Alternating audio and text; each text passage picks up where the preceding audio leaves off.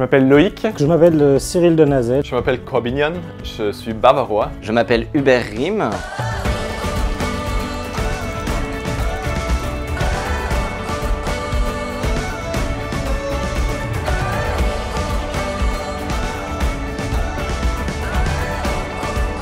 Comme je vous ai aimé, aimez-vous les uns les autres. C'est une phrase qui m'a toujours porté tout au long de mon parcours, ce désir d'aimer l'autre et de pouvoir voir dans l'autre le Christ présent. Ma phrase d'ordination, c'est « Le Christ a aimé l'Église, il s'est livré pour elle afin de la sanctifier ». Pour moi, la vie des saints et le témoignage des saints est très important. Ils ont permis au Christ d'aimer le monde, les hommes et l'Église. Et je suis convaincu qu'à travers moi aussi, à travers aussi ma pauvreté, mais mystérieusement, le Christ veut aimer son Église et tous les hommes. La phrase que j'ai choisie, c'est la phrase de Saint Jean. « Je suis venu pour que les brebis aient la vie en abondance ». Elle me touche particulièrement parce que pour moi, c'est vraiment ça la mission du prêtre, c'est de donner la vie au monde et de donner aux hommes ce qu'il y a de plus beau, c'est la vie du Christ. Donc dans mon chemin vers le sacerdoce, ce qui a été le plus marquant, c'est un temps d'adoration où je suis allé prendre une parole de vie devant le Seigneur. Cette parole, c'était « Seigneur, écarte de moi cette coupe, mais fais ce que tu veux et non ce que je veux ». Et c'est à ce moment-là que je me suis complètement abandonné à Dieu. Je voulais me marier et en même temps, au fond de moi, je comprenais que j'étais appelé par le Seigneur. Et un jour, j'ai compris que Dieu est bon et que si je lui disais non à l'appel, eh bien, je pourrais me marier et être heureux et il resterait avec moi. À partir de ce moment-là, j'ai compris du coup que j'étais complètement libre et miraculeusement, j'ai choisi de dire oui au Seigneur, à son appel. Quand j'ai fait l'année de discernement à Namur, après 6 mois, je me suis rendu compte que la question n'était pas si je devenais prêtre ou je me marie, mais la question c'est est-ce que j'ai confiance que Dieu veut le mieux pour moi? Et si je crois ça, peu importe ce que je fais, parce que je serai heureux dans ce que je ferai. Premier déclic, je dirais, c'est un festival Annuncio que j'ai fait quand j'avais 26 ans, qui m'a révélé la joie de la mission et la joie de me donner dans la mission. Ensuite, un autre déclic important, ça a été pendant une messe d'ordination, d'avoir senti intérieurement que le Seigneur me faisait une promesse, celle que le sacerdoce, être prêtre, ce serait pour moi un chemin de fécondité et un chemin de bonheur. Une personne qui m'a marqué dans mon parcours et dans mon cheminement, ça a été de découvrir la figure de Sainte Irma Dulce au Brésil, qui a œuvré pour les pauvres et ça m'a énormément touché dans mon parcours vocationnel. Eh bien, c'est plutôt une figure de sainteté, Sainte Thérèse d'Avila et sa relation à Jésus, à Dieu.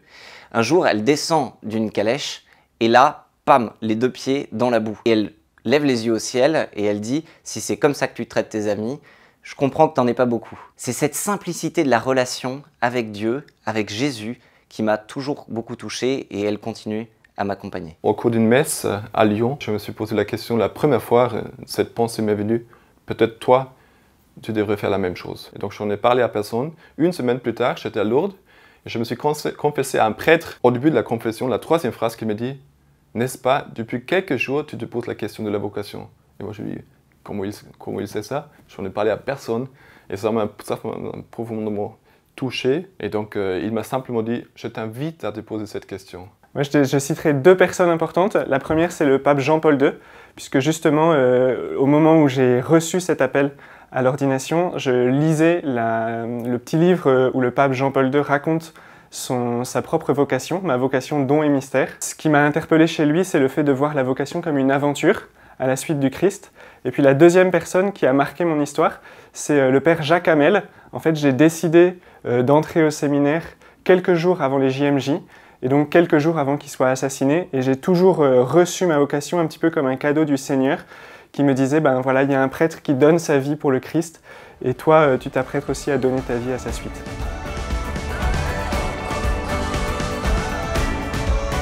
J'avais envisagé pendant tout un temps de travailler dans l'hôtellerie pour pouvoir accueillir les gens. Et ben, je pense que je retrouve ça en fait dans ma vocation finalement, de pouvoir être au service des gens, les aider et les accueillir de là où ils viennent. Je voulais être pianiste.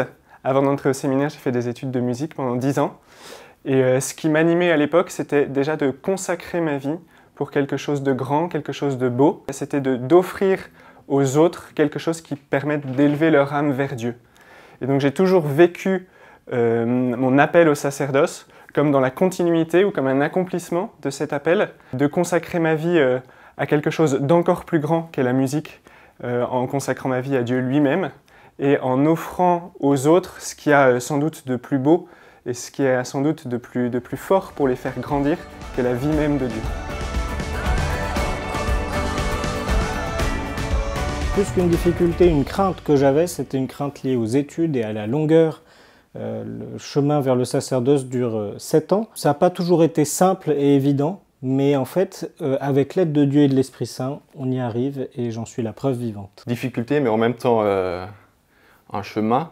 C'était la question du célibat au début du séminaire. Quand je voyais des jeunes couples, ah oui, c'est quand même beau, le mariage et tout ça, c'est magnifique. Est-ce que je veux vraiment renoncer à ça? C'est surtout dans les contacts avec les jeunes couples, avec les fiancés et les jeunes mariés, qu'en voyant leur courage, leur confiance en le Seigneur, et j'ai compris, en fait, c'est magnifique, cette confiance en Dieu. Et moi, je veux vivre la même chose, mais dans le chemin et dans la vocation que le Seigneur me donne. Pour moi, je dirais peut-être la plus grande difficulté, c'est la comparaison. De chercher à m'identifier à d'autres prêtres ou de me comparer à d'autres prêtres et de me dire, mais en fait, non, moi, je ne serais pas capable de devenir prêtre parce que ce que fait un tel ou ce que fait un tel, je ne suis pas capable de le faire. Donc pour moi, la plus grande difficulté, ça a été d'accepter que le chemin sur lequel le Christ me conduit, c'est un chemin absolument unique et que c'est une partition nouvelle à découvrir.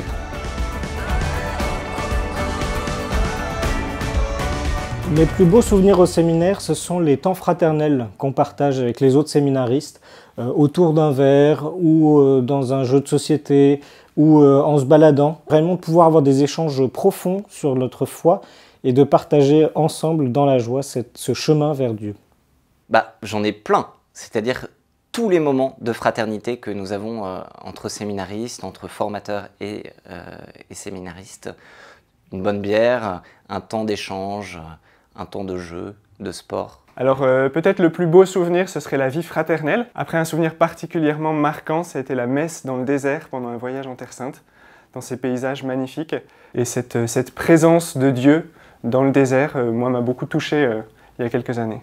Le plus beau souvenir, c'est la vie fraternelle au séminaire. On se retrouvait une fois avec une quinzaine de séminaristes pour une louange, pour une soirée.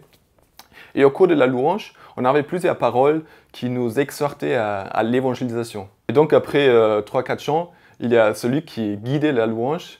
Il dit, chers frères, vous l'avez entendu, le Seigneur nous appelle à évangéliser, donc très bien, on va aller dehors maintenant. Et donc on est allé dehors, évangéliser pendant 2 heures, et c'était une mission extraordinaire.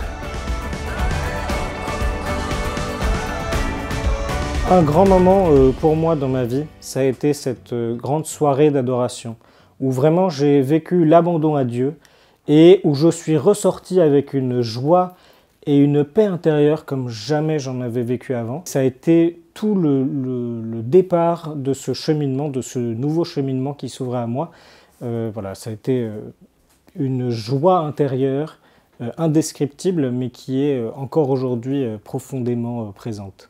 Eh bien, le jour de ma conversion, le jour où je me suis retrouvé devant la croix, et là, j'ai compris que Dieu m'aimait, moi, Hubert, comme je suis, comme j'étais, et qu'il serait toujours là pour moi, parce qu'il est mort et ressuscité pour moi. J'ai vécu une forte conversion à l'âge de 19 ans. Je faisais un tour de vélo en Europe de l'Est, et un soir, j'arrive dans un lieu un peu paumé au milieu de nulle part, qui s'appelle Medjugorje.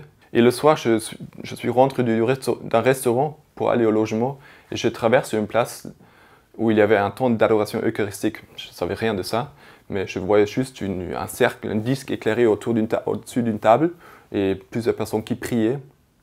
Et je traverse la place, je m'arrête 2 minutes et pendant ces 2 minutes, pour moi, j'ai reçu ça comme une profonde conviction que Dieu existe et il y a un lien avec ce qui se passe là-bas.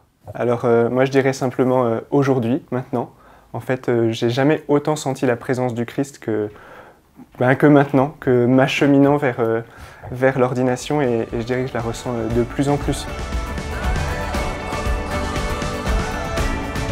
Je pense qu'il ne faut pas avoir peur de s'engager, que ce soit dans le mariage, dans le célibat consacré, dans la vie sacerdotale, religieuse, s'engager dans le monde aussi. On a besoin de jeunes, on a besoin de personnes qui s'engagent pour le monde et pour le Seigneur. Dieu a un plan d'amour pour chacun de nous. Dieu est bon. Alors n'hésitez pas à le suivre, ça vaut vraiment le coup. La vie avec Dieu est une aventure extraordinaire, où on peut rentrer dans une relation personnelle avec Dieu qui veut et qui peut nous rendre profondément heureux. À l'amour qui t'entraîne, ne demande pas où il va. À l'amour qui t'entraîne, ne demande pas où il va.